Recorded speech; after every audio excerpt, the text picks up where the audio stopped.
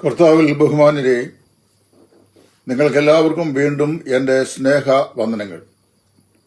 കർത്താവിൻ്റെ കൃപയിൽ ആശ്രയിച്ചുകൊണ്ട് പല പ്രേക്ഷകരുടെയും താൽപര്യപ്രകാരം പലരും ആവശ്യപ്പെട്ടതനുസരിച്ച് പുതിയ നിയമത്തിലെ യാക്കോബിന്റെ ലേഖനത്തിന്റെ ഒരു തുടർ പഠനമാണ് ഇന്നു മുതൽ ആരംഭിക്കുന്നത്. ഈ പഠനം എല്ലാ നിലയിലും ഇത് പഠിക്കുന്ന ആളുകൾക്ക് പ്രയോജനപ്രദമായി തീരും എന്ന് കർത്താവിൽ വിശ്വസിക്കുന്നു. റോമാലേഖനം വിശ്വാസാലുള്ള നീതീകരണത്തിന്റെ പുസ്തകമാണ്. ഒരു പാപി കർത്താവായ യേശുക്രിസ്തുവിൽ വിശ്വസിക്കുന്ന മാത്രയിൽ തന്നെ അവന്റെ പാപത്തിന് പരിഹാരമുണ്ടായി ദൈവ കോടതിയുടെ മുമ്പാകെ ദൈവം നീതിമാനായി പാപിയെ പ്രഖ്യാപിക്കുന്നു എന്ന് റോമാലേഖനം പറയുന്നു. മാർട്ടിൻ ലൂതറിനെ പോലെയുള്ള മഹാന്മാരായ ആളുകൾ നവീകരണത്തിന്റെ നവീനാദം ലോകത്തിന് വിളംബരം ചെയ്തത് റോമാ ലേഖനത്തിന്റെ ആഴമേറിയ പഠനത്തിൽ നിന്നാണ്. വിശ്വാസമുള്ള നീതീകരണം എന്ന് പറയുന്ന ഉപദേശം മൺമറഞ്ഞുപോയ സത്യം 17-ാം നൂറ്റാണ്ടിന്റെ ഉത്തരാർത്ഥത്തിൽ വീണ്ടും കുഴിമാടത്തുനിന്ന് മാന്തി പുറത്തു കൊണ്ടുവന്നത് മാർട്ടിൻ ലൂതറാണ്. അന്നു മുതലാണ് ലോകത്തിന്റെ അനേക രാജ്യങ്ങളിൽ നവീകരണത്തിന്റെ മനോഹരമായ ശീതളക്കാറ്റ് ആഞ്ഞടിച്ചിട്ട് അനേക ആയിരങ്ങൾ രക്ഷിക്കപ്പെടുവാനും നീതീകരിക്കപ്പെടുവാനും ഇടയായിത്തീർന്നത്. റോമാലേഖനം മാത്രം പഠിച്ചാൽ ഒരു സന്തുലിതമായിരിക്കുന്ന ക്രിസ്തീയ ജീവിതം കെട്ടിപ്പടുക്കുവാൻ നമുക്ക് സാധിക്കുകയില്ല. റോമാലേഖനം പഠിക്കുന്ന വിശ്വാസികൾ യാക്കോബിന്റെ ലേഖനം കൂടെ പഠിക്കേണ്ടത് അനിവാര്യമാണ്. റോമാലേഖനം വിശ്വാസത്താലുള്ള നീതീകരണത്തെ ചൂണ്ടിക്കാണിക്കുമ്പോൾ യാക്കോബിന്റെ ലേഖനം നീതീകരണത്തിന്റെ ഫലമായ പ്രവൃത്തിയെ കാണിക്കുന്നു, അതായത് വിശ്വാസത്തിന്റെ പ്രവൃത്തിയെ കാണിക്കുന്നു. ഞാൻ ഇവിടെ അവതരിപ്പിക്കുന്ന എല്ലാ സ്റ്റഡിയും തികച്ചും ക്രമീകൃതവും കേൾക്കുന്ന ആളുകൾക്ക് മനസ്സിൽ അത് സൂക്ഷിക്കുവാൻ കഴിയത്തക്ക നിലയിൽ അത് ചിട്ടപ്പെടുത്തിയതുമായ പഠനമായിട്ടാണ് ഇവിടെ അവതരിപ്പിക്കുന്നത്.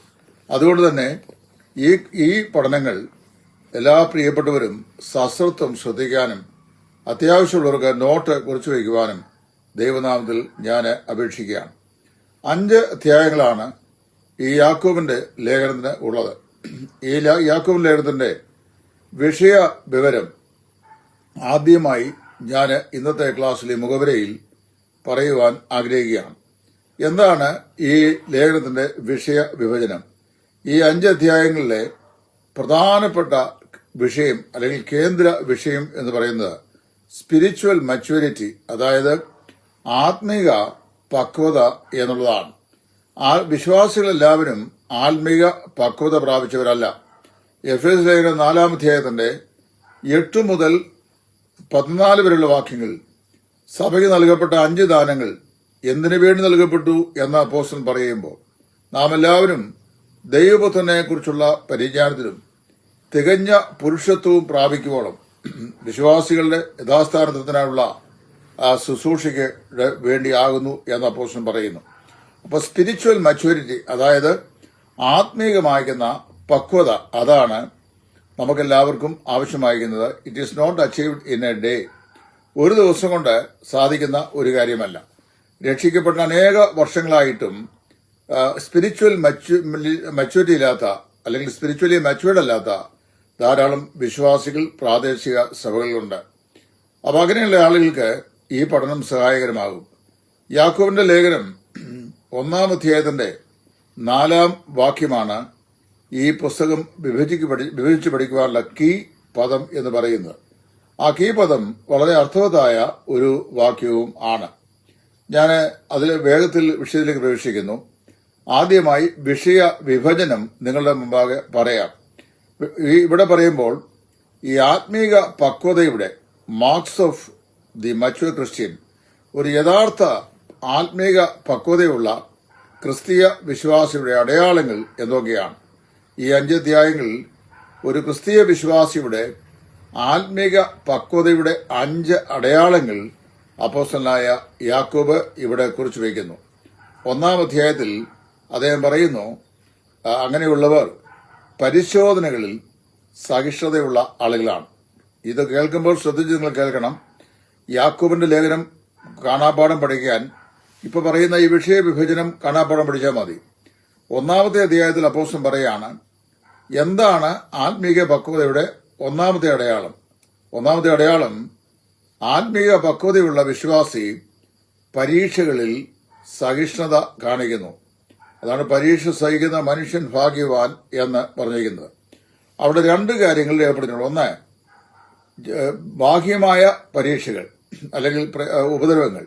രണ്ട്, ആന്തരികമായി നമ്മിൽ നിന്ന് ഉണർന്നു വരുന്ന പരീക്ഷകൾ. ബാഹ്യമായിരിക്കുന്ന പരിശോധനകളും ആന്തരികമായ പരീക്ഷകളും. 1-ാം അധ്യായത്തിന്റെ 1 മുതൽ 12 വരെ ബാഹ്യമായ പരിശോധനകൾ അല്ലെങ്കിൽ ബാഹ്യമണ്ഡലത്തിൽ നിന്ന് നമ്മുടെ ജീവിതത്തിലേക്ക് വരുന്ന പരിശോധനകൾ. അതാണ് അദ്ദേഹം പറയുന്നത്. 13 മുതൽ 27 വരെയുള്ള വാക്യങ്ങളിൽ ഒരു വിശ്വാസിയുടെ അകത്തു നിന്ന് അല്ലെങ്കിൽ ഹൃദയത്തിൽ നിന്ന് പൊന്തി വരുന്ന പരീക്ഷകൾ, ആ പരീക്ഷകൾ എന്തൊക്കെയാണ് എന്ന് പറയുന്നു. അതിൽ എന്ത് ചെയ്യുന്നു? ഒരു സന്തുലിത വിശ്വാസി അല്ലെങ്കിൽ ഒരു നല്ല മച്ചുവേർഡായ ക്രിസ്തീയ വിശ്വാസി അവൻ സഹിഷ്ണുത കാണിക്കുന്നു. അതാണ് ആത്മീക പക്വതയുടെ ഒന്നാമത്തെ അടയാളം. 1-ാം അധ്യായത്തിൽ അതാണ് പറയുന്നത്. 2-ാം അധ്യായത്തിലേക്ക് വരുമ്പോൾ പറയാണ്, ആത്മീകമായി പക്വതയുള്ള ഒരു ക്രിസ്തീയ വിശ്വാസി അവൻ സത്യം പ്രായോഗികമാക്കുന്നവനായിരിക്കും. സത്യത്തെ ജീവിതത്തിൽ പ്രായോഗികമാക്കുന്ന വിശ്വാസിയായിരിക്കും ആത്മീകമായ പക്വതാ ജീവിതമുള്ള ഒരു വിശ്വാസി.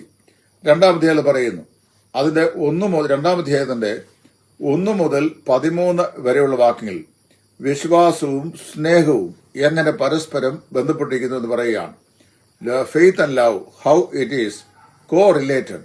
വിശ്വാസവും സ്നേഹവും എപ്രകാരം പരസ്പരം ബന്ധിക്കപ്പെട്ടിരിക്കുന്നു. അതിന്റെ 14 മുതൽ 26 വാക്യങ്ങളിൽ വിശ്വാസവും പ്രവൃത്തിയും ഹൗ ദേ ആർ കൊറിലേറ്റഡ്. വിശ്വാസവും പ്രവൃത്തിയും എങ്ങനെയാണ്, വിശ്വാസവും സ്നേഹവും എങ്ങനെ ബന്ധപ്പെട്ടിരിക്കുന്നു, വിശ്വാസവും പ്രവൃത്തിയും എങ്ങനെ ബന്ധപ്പെട്ടിരിക്കുന്നു എന്ന് പറയുന്നു. അപ്പോൾ 2-ാം അധ്യായത്തിലെ വിഷയം ആത്മീകമായി പക്വത ഉള്ള ജീവിതമുള്ള ഒരു വ്യക്തി അദ്ദേഹത്തിന് സത്യം എന്ത് ചെയ്യുന്നു? ജീവിതത്തിൽ പ്രായോഗികമാക്കുന്ന വ്യക്തിയാണ്. കേവലം പ്രസംഗിക്കുന്നവൻ മാത്രമല്ല, പ്രസംഗിക്കുന്നത് പ്രായോഗിക ജീവിതത്തിൽ ആക്കി തീർക്കുന്നവനാണ്. ഇനി 3, ആത്മീക പക്വതയുള്ള ഒരു ക്രിസ്ത്യാനിയുടെ 3-ാമത്തെ അടയാളം, he has power over his tongue. അവൻ തന്റെ നാവിന്മേൽ കടിഞ്ഞാണിട്ട് സൂക്ഷിക്കുന്ന വ്യക്തിയാണ്. അല്ലെങ്കിൽ തന്റെ വാക്കുകളെ നിയന്ത്രിക്കാൻ കഴിയുന്ന ആളുകളാണ്. അപ്പോൾ അത് 3-ാം അധ്യായം അങ്ങനെ പറയുന്നു. 3-ാം അധ്യായത്തിന്റെ 1-2 വാക്യങ്ങൾ ഈ വിഷയം സംബന്ധിച്ചുള്ള പ്രബോധനം അപ്പോസ്തലൻ നൽകുകയാണ്. ഏത്, നമുക്കെങ്ങനെ നാവിനെ കടിഞ്ഞാണിട്ട് സൂക്ഷിക്കാനായിട്ട് സാധിക്കും. നാവിനെ കടിഞ്ഞാണിട്ട് സൂക്ഷിക്കുന്ന വിശ്വാസി, അവനെ സംബന്ധിച്ചുള്ള പ്രബോധനം. 2, 3-ാം അധ്യായത്തിന്റെ 3 മുതൽ 12 വരെയുള്ള വാക്യങ്ങൾ അതിന്റെ ദൃഷ്ടാന്തങ്ങൾ പറയാം. കപ്പൽ വലിയ ഒരു യാനപാത്രമാണെങ്കിലും ഒരു ചെറിയ നങ്കൂരം കൊണ്ട് അതിനെ ഉറപ്പിക്കുന്നു. നാവിനെയോ അടക്കാവതല്ല, അത് വല്ലാത്ത സംഹാരം ഉണ്ടാക്കുന്ന ഒന്നാണ് എന്ന് പറയുന്നു. വലിയ കാടിനെ തീ കത്തിക്കുന്നതാണ് എന്ന് പറയുകയാണ്. അപ്പോൾ വാസ്തവത്തില് നാവിനെ സംബന്ധിച്ചുള്ള പ്രബോധനം. 2, നാവിന്റെ പ്രവർത്തന തത്വങ്ങളെക്കുറിച്ചുള്ള ദൃഷ്ടാന്തങ്ങൾ. 3, 13 മുതൽ 18 വരെയുള്ള വാക്യങ്ങൾ അതിന്റെ പ്രായോഗികമായിരിക്കുന്ന മണ്ഡലം. നാവിനെ എപ്രകാരം പ്രായോഗിക തലത്തിൽ നമുക്ക് വിനിയോഗിക്കുവാനായിട്ട് സാധിക്കും എന്ന് പറയുകയാണ്. അപ്പം 3-ാം അധ്യായം അങ്ങനെ കഴിയുന്നു. ഇനി 4-ാം അധ്യായം വരുമ്പോൾ ഈ ആത്മീകമായി പക്വത പ്രാപിച്ച ഒരു ക്രിസ്തീയ വിശ്വാസി, he is a peacemaker, not a troublemaker. അവന് സമാധാന കാംക്ഷിയാണ്, പ്രശ്നക്കാരനല്ല. ഒരാത്മീക പക്വതയുള്ള വ്യക്തി എവിടെയായിരുന്നാലും, കലുഷിതമായ അന്തരീക്ഷമായിരുന്നാലും അവൻ സമാധാനം ആഗ്രഹിക്കുന്നവനാണ്. ദാവീദ് പറയുന്നു, ഞാൻ സമാധാനപ്രിയനാകുന്നു. ഞാൻ സംസാരിക്കുമ്പോൾ തുടങ്ങുമ്പോൾ തന്നെ അവർ കലശൽ തുടങ്ങുന്നു. ഇപ്പം 4-ാം അധ്യായത്തിൽ അപ്പോസ്തലനായ ജെയിംസ് പറയുകയാണ്, ഒരു ആത്മീക പക്വതയുള്ള ക്രിസ്തീയ വിശ്വാസി എങ്ങനെയായിരിക്കും? അവന് സമാധാനപ്രിയനായിരിക്കും, ഒരിക്കലും പ്രശ്നം ഉണ്ടാക്കുവാൻ ആഗ്രഹിക്കുന്ന ആളല്ല. 4-ന്റെ 1 മുതൽ ഉള്ള 3 വരെയുള്ള വാക്യങ്ങളിൽ 3 പ്രത്യേക പോരാട്ടങ്ങൾ അല്ലെങ്കിൽ യുദ്ധങ്ങളെക്കുറിച്ച് ഇവിടെ യാക്കോബ് പറയുന്നു. 3 പ്രത്യേക യുദ്ധങ്ങൾ. 4 മുതൽ 7 വാക്യങ്ങളിൽ 3 വ്യത്യസ്ത ശത്രുക്കൾ. 8 മുതൽ 17 വാക്യങ്ങളിൽ 3 പ്രത്യേകമായിരിക്കുന്ന പ്രബോധനങ്ങൾ. 3 യുദ്ധങ്ങൾ, 3 ശത്രുക്കൾ, അതുപോലെ തന്നെ 3 ബുദ്ധിയുപദേശങ്ങൾ അല്ലെങ്കിൽ പ്രബോധനങ്ങൾ. ഇത് ഈ ബന്ധത്തിൽ 4-ാം അധ്യായത്തിൽ നമുക്ക് നൽകുന്നു. ഇനിയും 5-ാം അധ്യായത്തിൽ വരുമ്പോൾ ഈ ആത്മീയമായി പക്വതയുള്ള ജീവിതമുള്ളൊരു വ്യക്തി എന്തെയും അവൻ പ്രാർത്ഥനാ നിരതൻ ആയിരിക്കും. എങ്ങനെയുള്ള സന്ദർഭങ്ങൾ? ജീവിതത്തിന്റെ പ്രതിസന്ധികളിൽ പ്രാർത്ഥിക്കുന്ന വ്യക്തി ആയിരിക്കും. അതിന്റെ 5-ാം അധ്യായം 4 മണ്ഡലങ്ങളിൽ ഇവിടെ യാക്കോബ് പരാമർശിക്കുന്നുണ്ട്. 1, സാമ്പത്തിക മണ്ഡലങ്ങളിലെ പ്രയാസവേളകളിൽ അവൻ പ്രാർത്ഥിക്കുന്നവനായിരിക്കും. 5:1 മുതൽ 9 വരെയുള്ള വാക്യങ്ങൾ. 2, അവന്റെ ശാരീരിക പ്രയാസങ്ങളുടെയും പ്രതിസന്ധികളുടെയും മധ്യത്തിൽ പ്രാർത്ഥിക്കുന്നവൻ ആയിരിക്കും. 10 മുതൽ 16 വരെയുള്ള വാക്യങ്ങൾ. 3, ദേശീയമായ പ്രശ്നങ്ങളുടെ നടുവിൽ അവൻ പ്രാർത്ഥിക്കുന്നവനായിരിക്കും. 17 മുതൽ 18 വരെ. 4, സഭാപരമായ പ്രതിസന്ധികളുടെയും പ്രയാസങ്ങളുടെ നടുവിൽ അവൻ പ്രാർത്ഥിക്കുന്നവൻ ആയിരിക്കും. 5:19 മുതൽ 20 വരെ. വീഡിയോ ചെറിയ ചെറിയ ഭാഗമായി നൽകിയാൽ എല്ലാവർക്കും പഠിക്കാൻ കഴിയും എന്നുള്ളതുകൊണ്ട് 10-12 മിനിറ്റിൽ മാത്രം ഒതുക്കിയാണ് പറയുന്നത്. യാക്കോബിന്റെ ലേഖനത്തിന്റെ പ്രധാന വിഷയം ആത്മീകമായി പക്വതയുള്ള ഒരു ക്രിസ്തീയ വിശ്വാസി അല്ലെങ്കിൽ സ്പിരിച്വൽ മച്യൂരിറ്റി, ആത്മീയ പക്വത എന്നുള്ളതാണ്. അതിന്റെ അടയാളങ്ങൾ എന്തൊക്കെയാണെന്നാണ് ഈ 5 അധ്യായങ്ങളിൽ യാക്കോബ് പറയുന്നത്. 1-ാം അധ്യായത്തിൽ ആത്മീയമായി പക്വതയുള്ള വ്യക്തി എന്ത് ചെയ്യുന്നു? തന്റെ ജീവിതത്തിന്റെ പരിശോധനകളിൽ സഹിഷ്ണുതയുള്ളവനായിരിക്കുന്നു. 2, അദ്ദേഹം 2-ാം അധ്യായം പറയുന്നു അങ്ങനെയുള്ളൊരു വ്യക്തിയും സത്യം ജീവിതത്തിൽ പ്രായോഗികമാക്കുന്നവനായിരിക്കും. അതായത് he lives according to his words. അതായത് lives according to his lips. അതായത് തന്റെ അതിരം കൊണ്ടെന്ന് പറയുന്നു, അതുപോലെ തന്നെ അവൻ ജീവിച്ചു കാണിക്കുന്നു. 3, അവൻ തന്റെ നാവിന്മേൽ അധികാരമുള്ളവനും നാവിനെ നിയന്ത്രിക്കുന്നവനുമായിരിക്കും. 4, അവൻ പ്രശ്നമുണ്ടാക്കുന്നവനല്ല, സമാധാനകാംക്ഷിയും സമാധാനം ഉണ്ടാക്കുന്നവനും ആയിരിക്കും. 5, അവൻ ജീവിതത്തിന്റെ പ്രതിസന്ധികളിൽ ഒരു പ്രാർത്ഥന മനുഷ്യൻ ആയിരിക്കും. ഇത്രയും കാര്യങ്ങൾ മാത്രമാണ് ഇന്നത്തെ ഈ മുഖവരിയായ ക്ലാസ്സിൽ ഞാൻ പറയാൻ ആഗ്രഹിക്കുന്നത്. തുടർന്ന് ഇതിന്റെ എക്സ്പോസിറ്ററി ആയിട്ടുള്ള സ്റ്റഡീസ് കണ്ണശ വരുന്ന ദിവസങ്ങളിൽ ദൈവം അനുവദിച്ചാൽ നമുക്ക് പഠിക്കാവുന്നതാണ്. കർത്താവ് പ്രാപ്തിപ്പെടുത്തുന്ന പോലെ ഈ വിഷയം തുടർമാനമായി സംരക്ഷണം ചെയ്യും. എന്റെ ടൈം ലൈനിൽ എല്ലാ ബഹുമാന്യ ശ്രോതാക്കൾക്കും എന്റെ ES തോമസ് എന്ന് പറയുന്ന എന്റെ ഫേസ്ബുക്ക് ടൈം ലൈനിലും അതുപോലെ തന്നെ EST ലൈവ് പ്ലാറ്റ്ഫോം എന്ന യൂട്യൂബ് ചാനലിലും ഈ സ്റ്റഡി നിങ്ങൾക്ക് പ്രയോജനപ്പെടുത്തുവാൻ സാധിക്കും.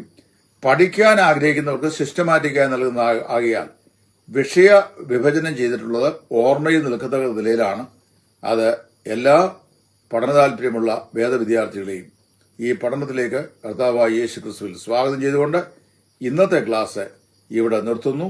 ദൈവം എല്ലാവരെയും അനുഗ്രഹിക്കട്ടെ.